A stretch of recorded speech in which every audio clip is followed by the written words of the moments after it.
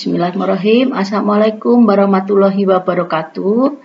Untuk pertemuan kali ini kita akan membahas tentang gugurnya kewenangan menuntut dan menjalankan pidana.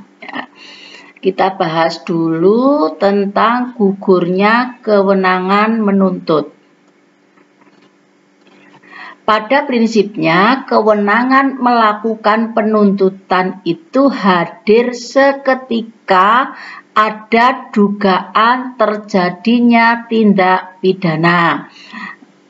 Namun demikian, terdapat beberapa hal yang menjadi dasar atas gugurnya kewenangan jaksa untuk melakukan penuntutan menurut KUHP.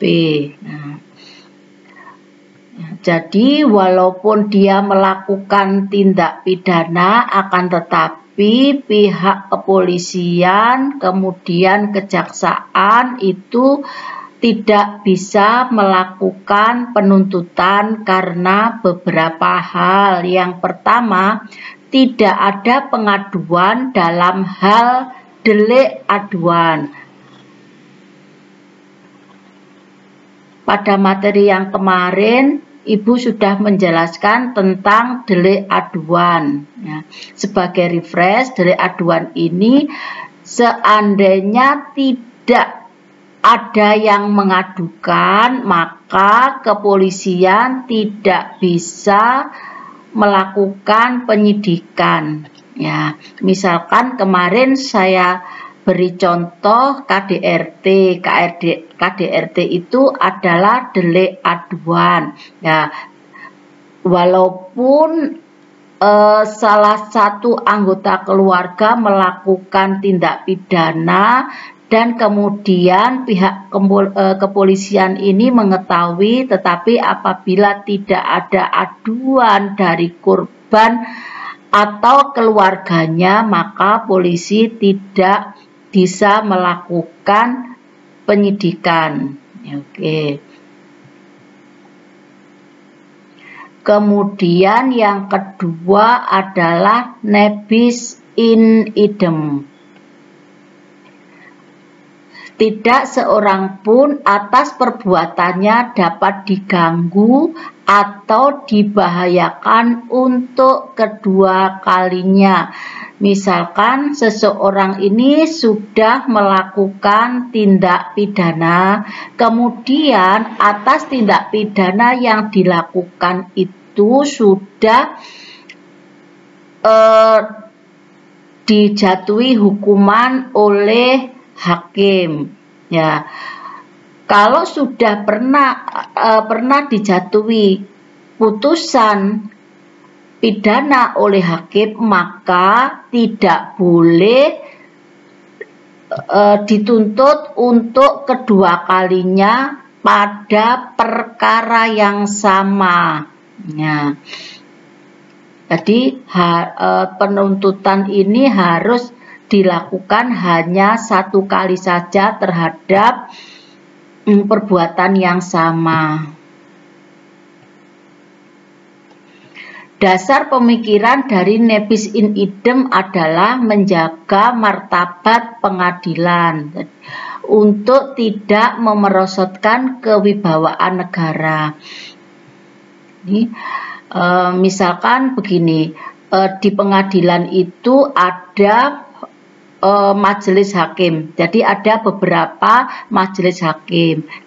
Kemudian setiap majelis ini diberi wewenang penuh untuk memeriksa dan mengadili putusannya seperti apa. Kemudian kalau misalkan ini sudah diputus oleh majelis hakim, misalkan dijatuhi pidana 2 tahun, ya sudah, kemudian dia sudah menjalankan putusan hakim tersebut. Seandainya ini diperiksa 2 kali lagi, saya katakan tadi tiap majelis hakim punya kewenangan untuk memeriksa dan mengadili putusan berapa tahun pidana yang dijatuhkan. Seandainya majelis hakim yang pertama ini tadi menjatuhkan hukuman 2 tahun, kemudian majelis hakim berikutnya menjatuhkan pidana misalkan 3 tahun, jadi kan tidak sama. Jadi ini akan menjatuhkan martabat pengadilan. Kok kasusnya sama tapi hukumannya tidak sama. Itu.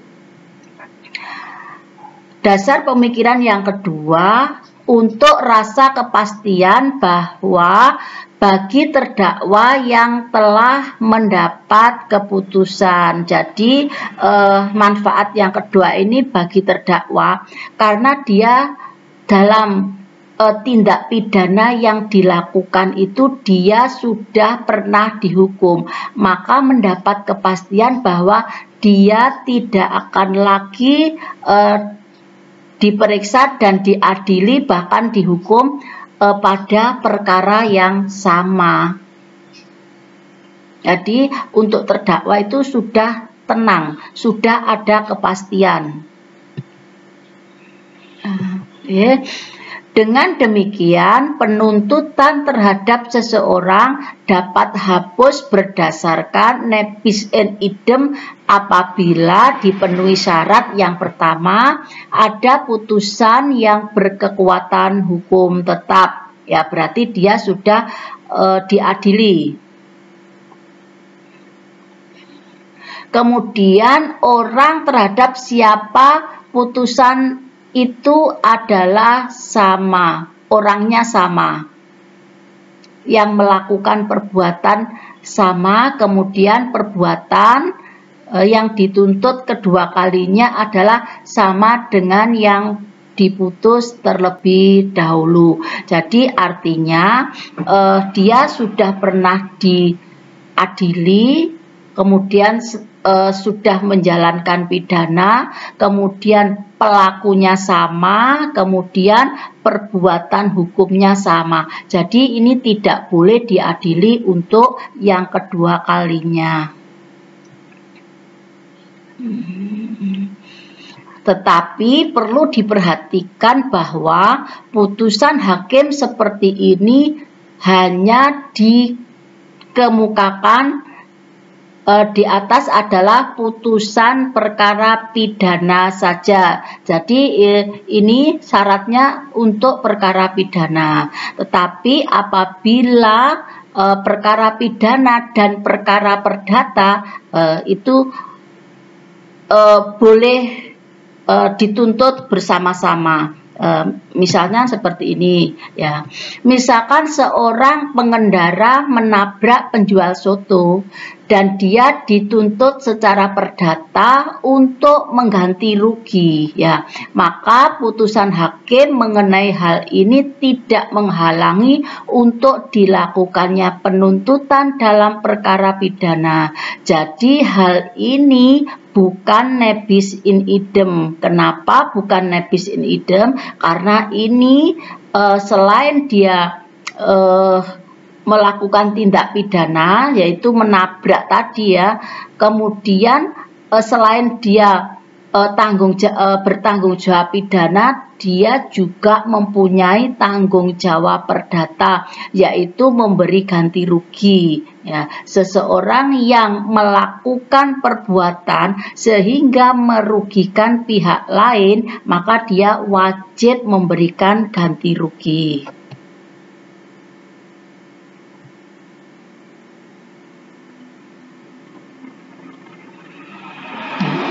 Begitu juga sebaliknya, apabila yang diputus ini perkara pidana terlebih dahulu, maka putusan ini tidak merupakan alasan untuk nebis in idem dalam perkara gugatan perdata. Jadi tegasnya pasal 76 KUHP ini hanya berlaku untuk perkara pidana.